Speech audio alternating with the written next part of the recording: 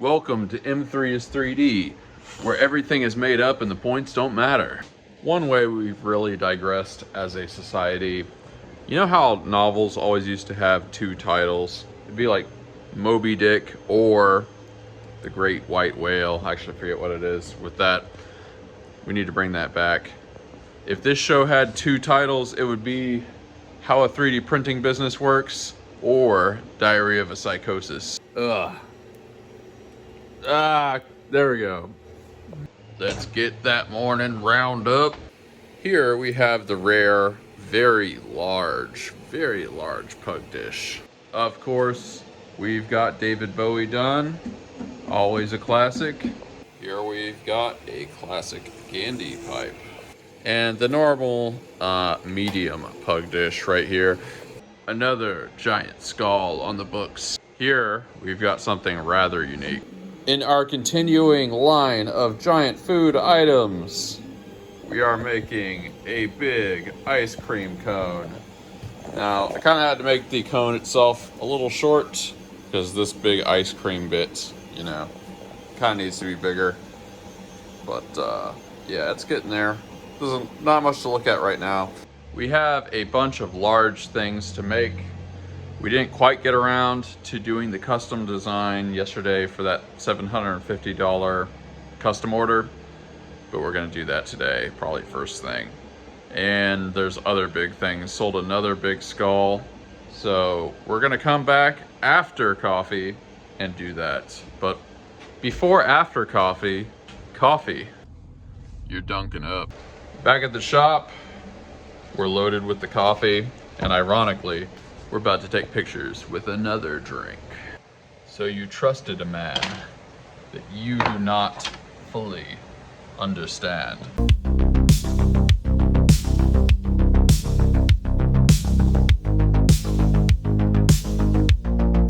We're finally doing the D20 project. They want their logo instead of this 20 right here.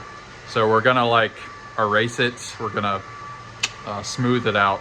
And if we have to, we're gonna plane cut so it's nice and flat. Then we're gonna superimpose the logo and Bob's your uncle. I'm really showing you the behind the scenes on this. This is like really how we're gonna do it. So they want it instead of the D20 side, as I said before. We're gonna make sure that we can paint it satisfactorily. They want this to be, this is obviously messed up. They want this to be black, but the logo to be in white. So I just want to make sure that the paint can go on in a really satisfying, clean way, because this is for a corporation, at an angle. And if we can't do that, what we're gonna do is we're gonna use the glassy side, the bottom here, because I know I can make that look nice and clean. So yeah, we're gonna do a little test, see if we can do like a perimeter around this side. As you can see, it's kind of there, but I want to use some tape. Yeah, here we go. Now the surface we're gonna be painting, once we do the design, the surface we're gonna be painting actually isn't gonna be flat like this, so it'll be even easier to get a clean edge. But I still kind of want to do this as a worst case scenario. Just make sure we can get it to look nice. See, when you order a custom project from me, this is what it looks like. This is what's actually behind the screen. All right, I don't think we have to wait for this to dry. Let's just see. Okay, so that's pretty messy. Let's see here. See, you know this is real because I kind of didn't expect it to do that. Actually, maybe what I should do is use the spray paint for this. I don't know. I think we can freehand it. Okay, here's a good analogy. It's gonna be indented, like the parts of the logo that we're not painting are going to be like this indent. So I'm going to try painting this inside of the zero here. See if I can get it to look pretty good. So yeah, let's just do a little of that. Oh yeah, we're also going to lay it flat so that the paint doesn't drip off to the side. Okay, I didn't paint this back edge yet, but that's probably enough. I would say that looks pretty good. You also have to imagine this being matte black, so this would pop even more. Plus we can do more than one coat as well, but yeah, I would say a shape that looks like that. That'll work, yeah. Yeah, we're gonna let this dry, maybe do another coat, but I'm pretty sure this is the approach. We'll make the indent and paint the stuff that's raised. Makes sense. We're gonna flatten this by smoothing it, and if we have to, we'll like raise it up and then do the plain cut like I said. So let's just start doing that. It's gonna take a while right here. This is pretty smoothed out. I think we're just gonna explode it, you know, pull it forward. Now we're doing the plain cuts. We get a nice clean flat side. So this is cool. We're gonna save this, and then when I make this custom logo thing, we can make that a product. Man, almost every single one of these custom jobs I do, I make it a product. Think about it, a custom logo put right on a D20. That's awesome. It's probably not gonna be the first time I sell one of these. Plus, a lot of the clients for that are gonna be like gaming shops, companies, stuff like that, and they got money, baby, so we can charge more. So this is the logo that's going on the D20, the custom project we're doing. I think I'm gonna turn this into an object and then like place it on the D20 or something.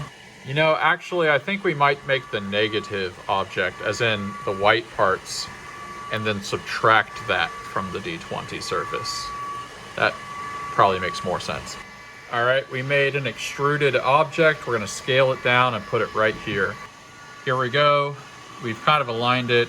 It's actually really, really hard to get it completely perfect, but the plastic's not gonna print it absolutely perfect. So this is definitely good enough. I've messed with it a good while. We're gonna subtract this from the D20.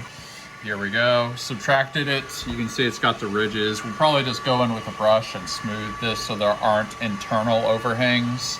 That's something people really forget about, but yeah. Yeah, looks pretty good. I think they're gonna be happy with that. All right, we're basically finally done with this thing. You'll notice I did some sculpting here so there wouldn't be any internal overhangs. Obviously, if it goes in like this to the object, that means there's an overhang. So it has to kind of go like that into the object. Took a while, but we did all the SEO research and got the I almost said coffee cup. Got the soda cup, the soft drink cup listed. And the thing that's really nice is we were able to sell it for only $99.99. It's actually a pretty simple object. See, with the coffee cups, the lid is a pretty complex thing. So it's really 2 long prints. But this is just kind of like 1 print plus the little straw, which is really not that big a deal. So yeah, it's pretty exciting. About to have one of my very inexpensive meals. 3 something, 2 something, but $1 million worth of flavor. Here at M3's Plastic Barn, we're having a bonanza of D20s. D20, and free ice cream. Also, here is the experiment with the white paints. I think that's gonna work. Also, got a lot of products this week, almost 1 per day. I think it's really rocking. Oh, and somebody favorited one of the blanket boys earlier. So that's a good sign. If you get favorites pretty soon after launching a product, that ain't bad. Ooh. Big exhale. Man, feeling really good about the big food situation. The drink, I think it could really be big. It's been a really good past couple of days of sales. This is a good tip for people with Etsy businesses out there. Launching products regularly gets people to pay attention to your business, especially if they kind of like, they get a notification, right? When you drop a new product and then they want to check it out. But if they start seeing that notification all the time and then they drop down and it's like, oh, it's a different product. Next day, different product. Couple days after that, another product. It gets people interested in what you're doing. And this is really working. This is supposed to be a really slow time of year. Like, I was really expecting, one of the reasons I was trying to do that print on demand thing is because I was expecting it to be a lot slower right now. And so if it's busy now and we just keep churning out the products, business is probably going to be like booming by the time spring summer comes around. I'm actually really genuinely grateful that I get to take this journey with you guys. And I like seeing you guys' journeys as well. That's kind of what the Discord is for. Join if you haven't, if you want to. It's fun to see the products everybody's making. It's a real place of mixing it up, interchanging, cross-pollination. In fact, in the Discord, there's 2 people that are starting a business together right now. So it's kind of a good networking thing too. Speaking of the Discord, oh man, I don't know what's making my eye itch, dang. Ugh. Anyway, speaking of the Discord, M. Hussey Rocks, watched already. Amazing to see the momentum at which you come up with products. Keep it up. Thank you, my bro. Dash Render, always with the fire comments. I'm appreciating the pep talk every morning. Paraphrase of the day. Sell anything. Someone will buy it. If you think a design is a dumb idea, so does everyone else. So why not try it out? This dude gets me. Dash Render, you are among the best. There's a little discussion. M. Hussey Rocks said to that, every product of mine has been called dumb and genius. Oh, there is a fine line between those two. Space Brain, been featured on the show, says, I feel like the Whippet should get an optional Devo hat. This dude is next level. Come on. He's called Space Brain because that's how big his brain is. Somebody posted a picture of an exploded hot end. I don't know if I'm supposed to respond to that. Hackzier on YouTube. I'm grateful for writing down gratitude more and more. See, that's a good way. That's some next level stuff. Write it down. It makes it feel more real. I am Nuggin, which is a great username right there, said, woo, my stone Moai is coming. He's going to hold my headphones for my computer in my 3D printing room. Yep, I just sold a bunch of Moais actually, so one of them is that person's. So, Carrie Martz, I think is how you say that, said, I don't want to be that guy, but all those pasta salads and salad dressings contain GMO glyphosates.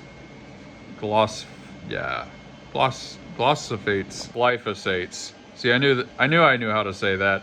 Flour and highly processed poisonous seed oils. I suggest organic stuff and meat. And Eric says meat is the best diet for sure. Yeah, that's why in the previous video, I alternate a lot. I will eat some things that are a little bit processed, but it's not the majority of what I eat. So I definitely agree. That's why I don't eat that for the most part, but you can do a little bit of it. It's just in moderation.